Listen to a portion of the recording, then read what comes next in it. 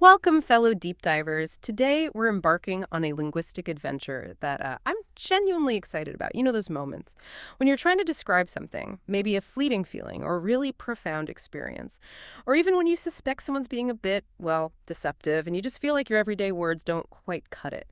Well, that's exactly what we're tackling today. Our mission is to immerse ourselves in 5 incredibly precise, unique words, not just to learn definitions. We want to really understand their power, how they can sharpen your perception of the world. It's about giving you new lenses, new ways to view and talk about your experiences, hopefully leading to some real aha moments. Our source for this is a wonderfully curated selection. It's from excerpts from 5 distinct words defined. Think of it like a toolkit designed to equip you with language that makes you feel not just informed, but like truly insightful. And that's really the core of it, isn't it? Expanding your vocabulary. It goes way beyond just knowing more words. It's really about building a richer framework for understanding, for observing things more clearly. Each of these words we'll explore today offers a specific, powerful lens. They don't just label something. They help you sort of dissect it, categorize it, grasp its essence in a way common phrases might miss. It's about precision in thought, really, and that naturally leads to more precise communication. Precision in thought. I like that. That's a fantastic way to put it. It really highlights how these aren't just, fancy dictionary entries. They're tools for deeper engagement. So let's unlock some of that precision. Let's start with our very first word. This one beautifully captures a specific kind of beauty and often, a touch of melancholy too. Our first word is ephemeral. That's Ephemeral. Ephemeral. It's an adjective, and its core meaning is basically lasting for a very short time, fleeting. The source gives us this really vivid example. The beauty of the rainbow was ephemeral, disappearing within minutes after the rain stopped. Right. And what's particularly compelling about ephemeral isn't just that something is short-lived, it's the implied preciousness, the value that comes because it's so brief. This word often applies to things we value more deeply precisely because they won't last. Think of, like, the bloom of a cherry blossom. It's gone in days. Or that perfect golden hour light just before sunset. These aren't just temporary. Their impermanence makes them poignant. Actually, the word itself comes from Greek ephemeros, meaning lasting for a day. So it forces us to confront that transience. It makes us want to capture it, maybe, like a photo of that rainbow, or just savor it. It adds this layer of, bittersweet beauty to understanding life's constant change. That distinction is absolutely key. It's not just short, it's precious because it's short. That's really insightful. It makes me wonder, though, how often do we actually pause and appreciate something truly ephemeral in our daily lives? Are we maybe too busy chasing the next permanent thing when sometimes the greatest beauty is found in what we can't hold on to? This word almost encourages a kind of mindfulness, doesn't it, to really see and experience those fleeting moments before they vanish. Okay, building on that idea of profound experience, our next word describes something many of us have felt, but, found ourselves utterly speechless trying to explain it. It's ineffable. That's Ineffable. Ineffable, also an adjective, and it means too great or extreme to be expressed in words. And the example here really illustrates this perfectly. Standing at the edge of the Grand Canyon, she felt an ineffable sense of awe. Ah, yes. The power of ineffable lies exactly there in acknowledging the limits of language itself. It's not just about something being difficult to describe. It's about experiences that fundamentally transcend our ability to use words. These are moments so overwhelming, maybe in beauty or terror or spiritual intensity, or just deep emotion, that any attempt to put them into words it feels inadequate, almost disrespectful to the experience itself. Think about the profound silence of a vast desert night sky full of stars, or maybe the complex feeling you get from a piece of music that moves you to tears, but you can't say exactly why. The word gives us permission, really. Permission to acknowledge that boundary, to say, this is so immense, so profound, it exists beyond my ability to articulate it. And without diminishing its reality, it helps us understand that some truths are just felt, not spoken. That's a fascinating thought. If something is truly ineffable, does trying to put it into words actually, cheapen it, diminish the experience? Or is the attempt, however futile it might seem, still part of our human need to connect and, understand? It almost points to a kind of sacred space in our consciousness, maybe, where certain truths live purely as feeling, untouched by language. Ineffable helps us mark out that space. Okay, let's pivot now to something a bit more pragmatic and perhaps a word that kind of arms us in today's world, which is just full of information, right? Our third word is obfuscate. Obfuscate. Obfuscate.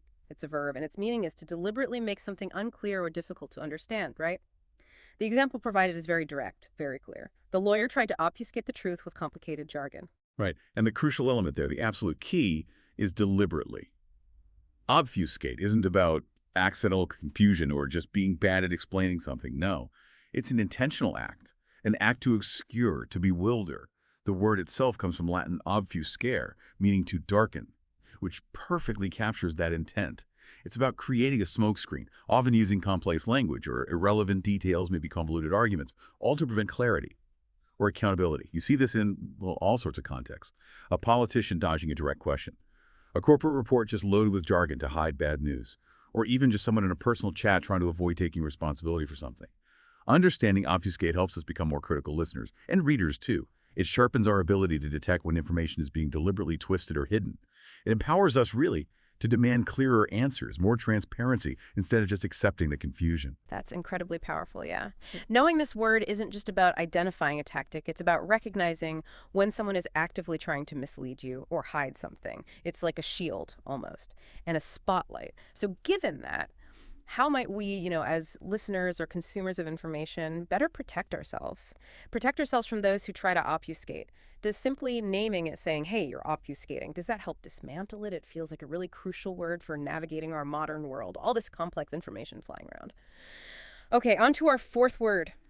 This one highlights a type of harm that's particularly dangerous, mostly because it often goes unnoticed until it's maybe too late. The word is pernicious, Pernicious. Pernicious. It's an adjective meaning having a harmful effect, especially in a gradual or subtle way. And the example given really illustrates this insidious quality. The spread of misinformation on social media can have a pernicious impact on society. Exactly. Pernicious describes a harm that isn't sudden or obvious, not a punch in the face. It's more like a slow, corrosive influence, like a silent disease maybe, or a subtle poison, something that erodes well-being or integrity or trust over time. The Latin root, pernicious, means destruction or ruin, often implying something fatal in the long run. So this isn't about a visible injury right now. It's about something that insidiously undermines health or values or even the fabric of society itself. Think of a seemingly harmless habit that slowly becomes destructive, or maybe a small, overlooked cultural issue in an office that just gradually poisons morale. Identifying something as pernicious is vital because it forces us to look beyond the immediate symptoms. It makes us recognize those creeping dangers that, if you leave them unchecked, can lead to really significant, often irreversible damage. It forces us to be vigilant about the subtle forces at play around us. That focus on the gradual or subtle nature, that's what makes this word so important. And honestly, a bit chilling, too. It's easy to dismiss, a small crack in the wall. But a pernicious effect means that crack will inevitably widen. Slowly, maybe, but surely, potentially bringing down the whole structure.